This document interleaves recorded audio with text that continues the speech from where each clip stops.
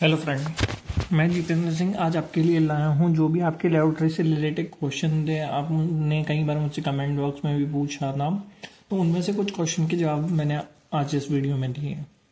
तो आप ये वीडियो जरूर देखें और अंत तक सारे देखें।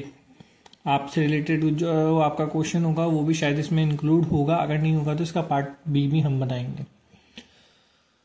लोगों को सबसे ज्यादा ये दिक्कत आ रही है कि हम किस लॉटरी में प्लॉट भरे, किस में नहीं भरे, क्या दोनों में भरे। मैं अभी सिर्फ दोनों लॉटरी का बता रहा हूँ जो निकली हुई है। पटेल नगर वाली का मैं नहीं बता रहा क्योंकि वो अभी तक नहीं निकली हुई है। तो हमारे पास हमें पता है अटल विहार निकल चुकी है, गोविंद विहार योजना निकल चुकी है। हम इन दोनों में से किस में भरे और किस में ना भरे। तो चलिए शुरू करते हैं। अटल विहार, इसमें हमें पता है 284 प्लॉट है। ये कालवाड़ रोड के माचवा के पास है। इसकी आरक्षित दर 14,000 रुपए है। आवेदन की तिथि 18 दिसंबर 2024 से 17 जनवरी 2025 तक है। लॉटरी 29 जनवरी 2025 को निकलेगी, जो क्या तो इसका लाइव प्रसारण किया जाएगा या वहीं पे सबके सामने निकलेगी। आपको वहां पे कार्यालय में जाना पड़ेगा। गोविंद विहार, इसमें 202 प्लॉट है। ये गोविंदपुरा रोपड़ा हेरिटेज सिटी जोन 10 में। इसकी आरक्षित 18,000 रुपए, ये उससे 4,000 रुपए ज्यादा है। आवेदन की तिथि 25 दिसंबर 2024 से 24 जनवरी 2025 तक है और लॉटरी निकलेगी 5 फरवरी 2025 को।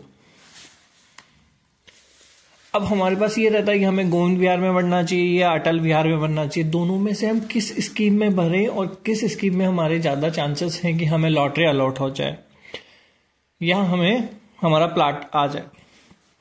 तो चलिए हम शुरू करते हैं पहले क्वेश्चन से। मुझे आवेदन करना नहीं आता है, कहां से आवेदन करना है। अगर आपको आवेदन करना नहीं आता है तो आप अपने संबंधित ई मित्र कार्यालय में जाएं और वहां पे जाके आवेदन करें। आवेदन की जो भी वो फीस होगी, वाजिब फीस, वो आपसे लेंगे और आपका आवेदन अप्लाई कर देंगे। ठीक है। इसके अलावा अगर आपके परिवार में किसी को ऑनलाइन कंप्यूटर में फॉर्म भरना आता है तो आप उससे भी फॉर्म भरवा सकते हैं। दूसरा फॉर्म, क्या मैं एक से ज्यादा फॉर्म भर सकता हूं। देखो, जेडीए ने तो ये बोला है कि अगर आप एक से ज्यादा फॉर्म भरेंगे तो आपका सिर्फ पहला फॉर्म माना जाएगा, बाकी फॉर्म रिजेक्ट हो जाएंगे। तो कोशिश कीजिए, अगर आपके पास पैसा है ज्यादा तो आप अपने और फैमिली मेंबर के नाम से भी भर सकते हैं। बस ये होगा कि अगर आपके फैमिली मेंबर के नाम भी अलॉटमेंट आ जाएगा तो दोनों में से सिर्फ एक को ही प्लॉट मिलेगा, दूसरे का आवेदन निरस्त माना जाएगा। तो उस अकॉर्डिंग आप डिसाइड कर लीजिए, आप एक से ज्यादा फॉर्म भरेंगे नहीं भरेंगे। आप फॉर्म को बाद में कैंसिल भी करवा सकते हैं।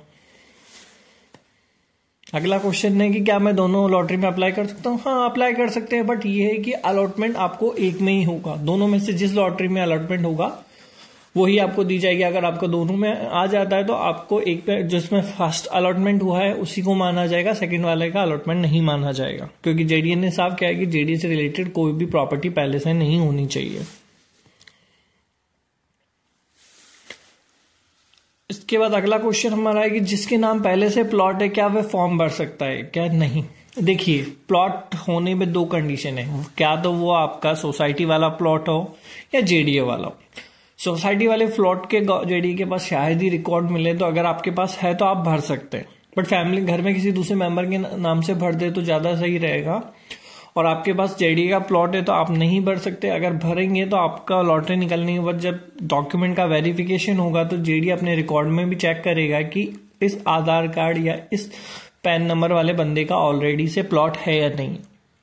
अगर होगा तो आपका आवेदन निरस्त किया जाएगा, आपकी फीस जब्त कर ली जाएगी। तो आपको ये दिक्कत आ सकती है, तो भरने से पहले ये ध्यान रखें।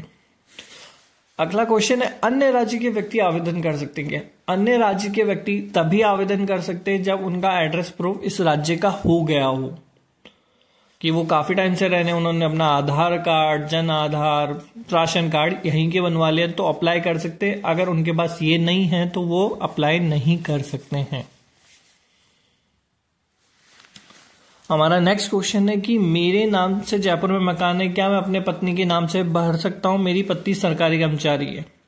अगर आपके नाम ऑलरेडी जयपुर में मकान है और वो जेडीए है तो आप अपनी पत्नी के नाम से नहीं भर सकते, क्योंकि आप भरेंगे रिकॉर्ड में आ जाएगा, क्योंकि यहाँ फैमिली इनकम काउंट हो रही है, फैमिली प्रॉपर्टी काउंट हो रही है। तो वहां पे आपका ये हो सकता है कि आवेदन निरस्त हो सकता है, और निरस्त होने पे फिर आपका जो भी उनको आवेदन शुल्क या आरक्षित दर जब्त करनी है वो कर सकते हैं। कम से कम कितनी राशि का प्लॉट होगा, ये आपको आरक्षित दर में जिस कैटेगरी में आप अप्लाई करते हैं, जैसे आपने ईडब्ल्यूएस में अप्लाई किया तो ईडब्ल्यूएस में आरक्षित दर आधी है, मतलब आपका 14,000 रुपये अटल विहार में तो आपके 7,000 रुपये लगेंगे, 18,000 रुपये गोविंद विहार में तो आपके 9,000 रुपये के हिसाब से काउंट होगा, और वो पर स्क्वायर मीटर है, और जो भी इनकी प्लॉटों की साइज दे रखी है वो पर स्क्वायर मीटर दे रखी है। तो उस अमाउंट को आप अपने जो भी प्लॉट की साइज से मल्टीप्लाई करके देख सकते हैं कि कितना आता है। अगर एग्जाम्पल के तौर पे देखिए कि आपका 45 स्क्वायर मीटर का प्लॉट है और आपके आवेदन की दर 7,000 रुपये कुछ लग रही है, तो आपके वो प्लॉट 3,15,000 रुपये का पड़ेगा। बट उसके अलावा भी जो रजिस्ट्री वाला अमाउंट है या एनी अदर टैक्सेस वाले अमाउंट है वो आपके अलग से लगेंगे, वो जेडीए ने इसमें मेंशन नहीं किया है।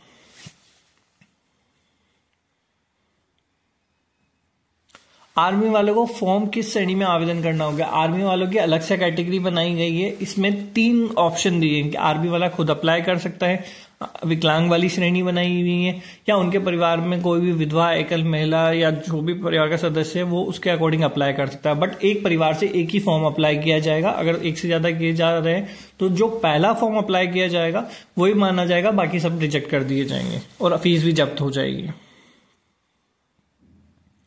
क्या ओबीसी श्रेणी वाले भी आवेदन कर सकते हैं? हाँ, ओबीसी श्रेणी वाले भी आवेदन कर सकते हैं, बट उनको अनरिजर्व कैटेगरी में ही माना गया है, उनके लिए अलग से रिजर्वेशन पॉलिसी इन्होंने मेंशन नहीं की गई है, तो आप रिजर्व कैटेगरी के अंदर अप्लाई कर सकते हैं। साथ में इस फॉर्म में एक चीज मैंने और देखी है कि यहाँ पे एसटी और एससी के लिए भी अलग से वो कैटेगरी नहीं मेंशन की है जिसमें वो अपना विकलांग वाला फॉर्म भर सके या एकल महिला वाला भर सके। बट शायद वो जेडीए अलॉटमेंट के टाइम चेक करेगा नहीं करेगा मुझे नहीं पता, बट इन्होंने फॉर्म के अंदर ये चीज नहीं दी गई है। फॉर्म का पेमेंट आपको पता है कैसे होगा, वो कर सकते हैं, जिसमें से रजिस्ट्रेशन की जो फीस है 1,000 रुपीज वो आपकी वापस नहीं होगी, बाकी सिक्योरिटी का मनी जो ले रहे हैं वो अमाउंट वो आपको वापस कर दिया जाएगा। अगर आपको मेरा वीडियो पसंद आ रहा हो तो प्लीज लाइक एंड सब्सक्राइब कीजिए। आप सब्सक्राइब करेंगे तो मुझे लगेगा मेरा वीडियो काफी देर देखा जा रहा है। अगर आपको और भी ऐसे ही इंफॉर्मेशन चाहिए, इसका पार्ट बी चाहिए, पार्ट बी पे नोटिफिकेशन चाहिए कि कब मैं वीडियो रिलीज कर रहा हूं, तो आप प्लीज लाइक एंड सब्सक्राइब कीजिए, क्योंकि हमें भी मोटिवेशन मिलेगा कि हमारा वीडियो देखा जा रहा हो, पसंद किया जा रहा है, और इतने लोग यूजर हमको चाहते हैं कि हम और वीडियो बनाएं और देखें। तो प्लीज लाइक एंड सब्सक्राइब जरूर कीजिएगा। Thank you.